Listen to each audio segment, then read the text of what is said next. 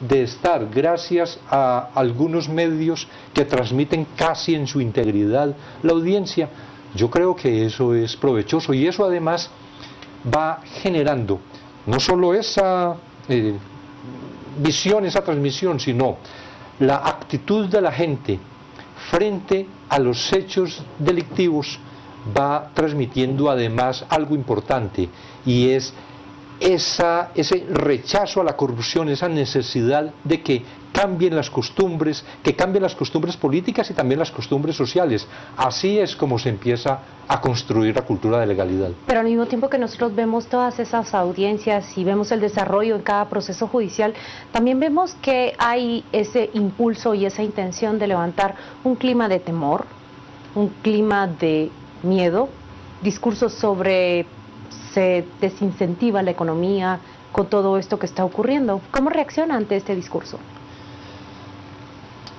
Yo creo que hay aquí un hecho objetivo, una acción que se realizó por estructuras criminales, por redes que se apropiaron del Estado y que está definido en el planteamiento del Ministerio Público y de la CICIG en cada caso la responsabilidad que se pretende se le deduzca por el juez en cada uno de los casos.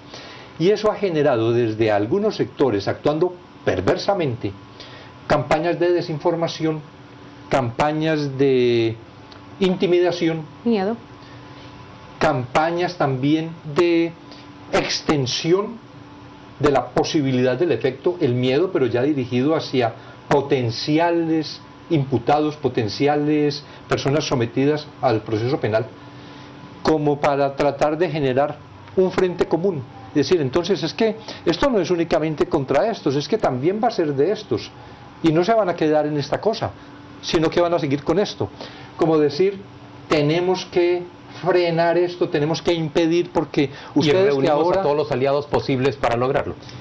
Y no siempre desarrollando campañas ni siquiera decentes.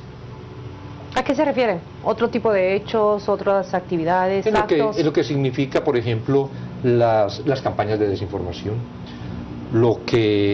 Y en esas campañas de desinformación, lo que vemos casi todos los días de tergiversación de la información, de un intento por volver a la sociedad que está tan interesada, tan entusiasmada en el tema de justicia, volverla contra el Ministerio Público porque es un órgano que está irrespetando la presunción de inocencia, que está irrespetando el debido proceso, que no respeta el derecho de defensa, es decir, ninguna garantía fundamental, cuando eso no existe. Pero si se presenta de la manera como se pretende presentar, y de manera escalonada, casi que en una violación en ascenso de garantías fundamentales, no sabemos cómo vaya a calar finalmente esto. Que vaya a revertir este proceso. Sociales.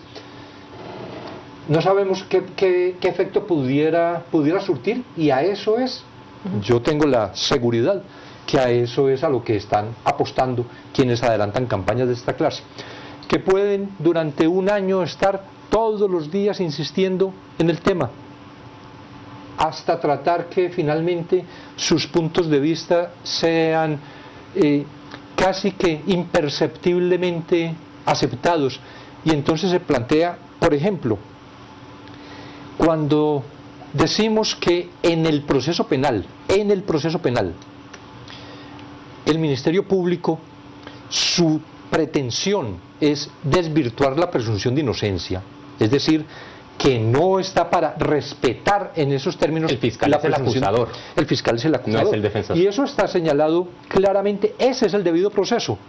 Que hay una parte que acusa y una parte que defiende y una parte imparcial que dice, ¿se desvirtuó la presunción de inocencia como lo pretende el Ministerio Público? ¿O no se desvirtuó? ¿O no se desvirtuó? Y es en esos términos, ¿se desvirtuó la presunción de inocencia? No se puede hacer la pregunta, ¿se demostró la inocencia?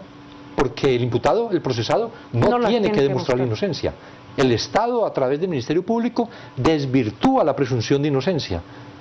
Si estos elementos se van comprendiendo socialmente se van comprendiendo en la generalidad de la población, yo creo que puede salir también una justicia robustecida. Don Iván Velázquez, vamos a hacer una pausa comercial en este momento, pero al volver queremos hablar con usted sobre de qué manera blindar este proceso de lucha contra la corrupción en Guatemala. ¿Qué ideas tiene usted sobre cómo hacerlo prácticamente irreversible frente a tantas personas que querrían, si no detenerlo, por lo menos atenuarlo o matizarlo? Vamos a la pausa y ya volvemos.